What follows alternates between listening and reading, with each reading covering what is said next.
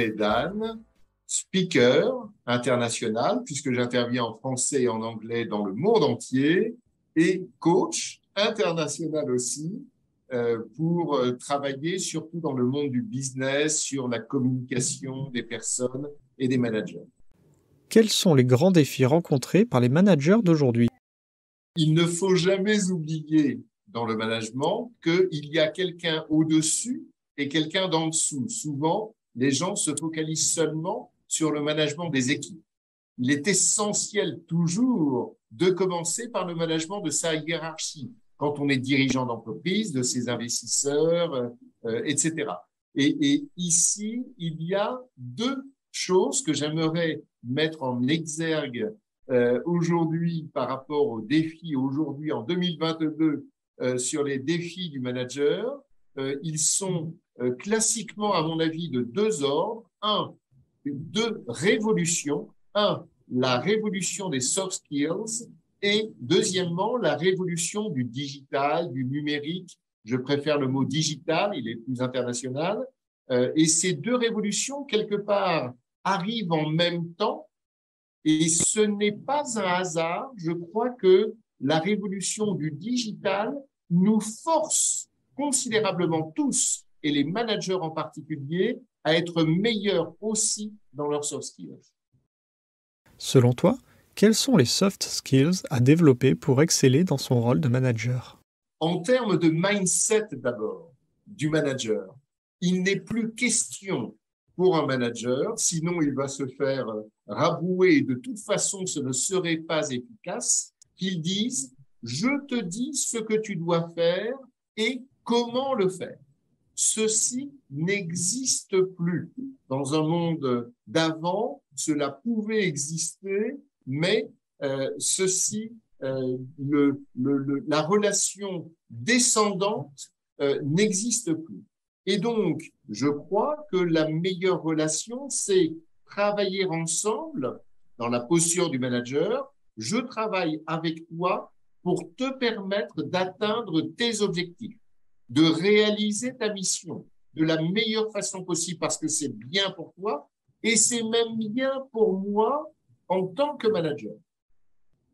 D'accord? Donc, au niveau des soft skills, évidemment, l'aspect communication, les soft skills, c'est le savoir-être, et on parle ici beaucoup de communication, et je crois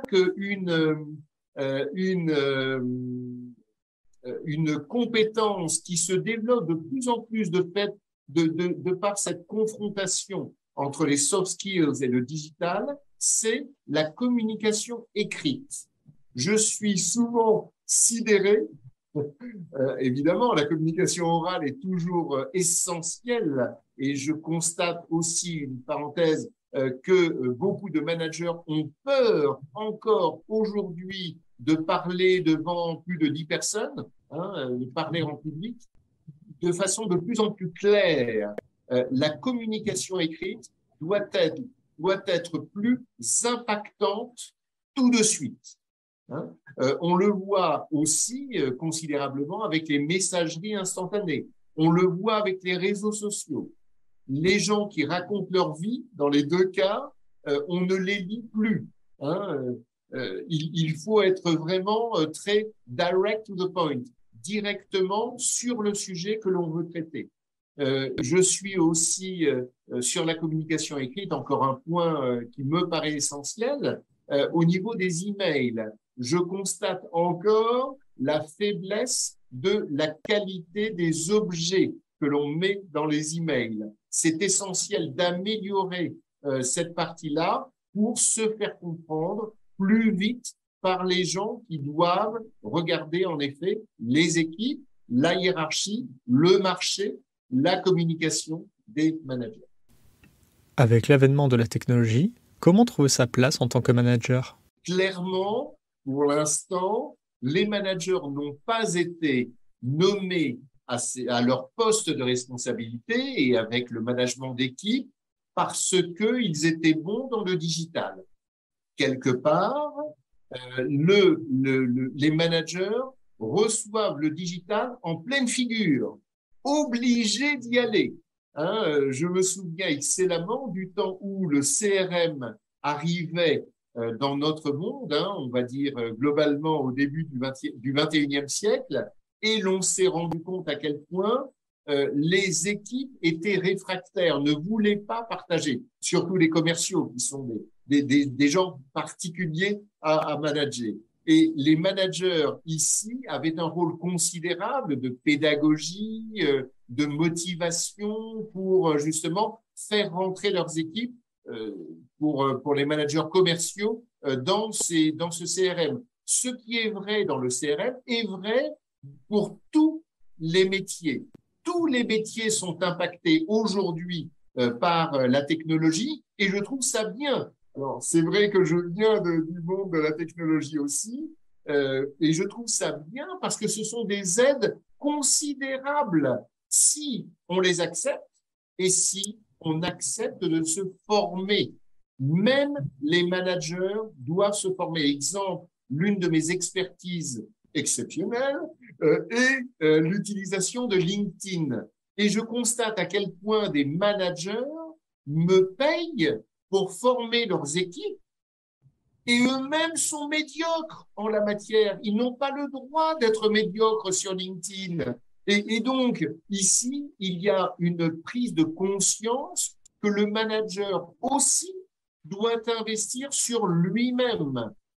Exemple simple, je connais dans une grande entreprise française, Orange, deux anciens VP, d'accord, qui étaient chez Orange, et à un moment, il y a eu une réorganisation, il n'y avait qu'une place pour deux, celui qui a été choisi parmi les deux est celui qui était le meilleur, plus impactant sur les réseaux sociaux dans sa communication écrite et sa communication orale.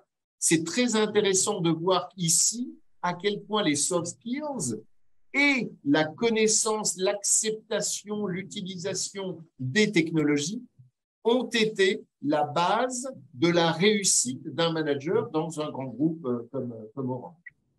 Et je le crois partout, quelle que soit la taille des entreprises. J'ai ici cité une très grande, mais même dans les petites, même dans les TPE, le dirigeant se doit de se former aux technologies pour rester dans le coup et pour en faire un avantage compétitif dans son offre, d'une part vis-à-vis des clients, et dans son fonctionnement, d'autre part, en interne, pour plus de productivité. Et un dernier conseil à partager à nos auditeurs? D'abord, le meilleur coach de ma vie, et si quelqu'un me le demande, j'aurai plaisir à mettre en relation ceux qui me le demanderont suite à cette interview, m'a appris à mieux m'observer moi-même. Et c'est un facteur de progrès considérable parce que quand on s'observe, on prend un petit peu de distance potentiellement avec ses comportements et ainsi on peut mieux progresser grâce à cet effort d'observation de soi dans ses comportements. On peut toujours mieux analyser et mieux progresser, trouver le moyen d'être meilleur dans telle ou telle situation. Dernier point, je suis en train de finaliser un e-book en 5 chapitres qui a pour titre « Améliorer vos relations humaines en réel et en ligne ». Et mon 5e chapitre a pour titre « Le manager dans ses relations humaines en réel et en ligne ». Et j'aurai plaisir à partager cet e-book avec toi et avec tous ceux qui m'auront entendu grâce à Advisor pour donner des éléments de réflexion et de progrès, bien sûr.